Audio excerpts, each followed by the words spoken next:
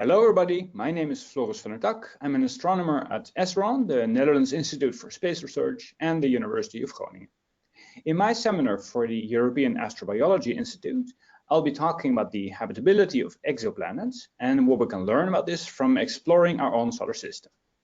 The first exoplanet was discovered in 1995, and as of last year, we know more than 5,000 planets which orbit stars other than our Sun.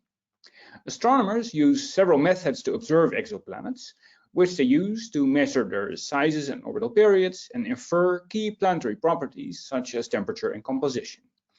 From that, we find that many exosolar planets may be habitable, which means that some of them may actually host some form of life. But would we be able to recognize signs of life on other planets? How similar or different will extraterrestrial life be from known life forms on Earth?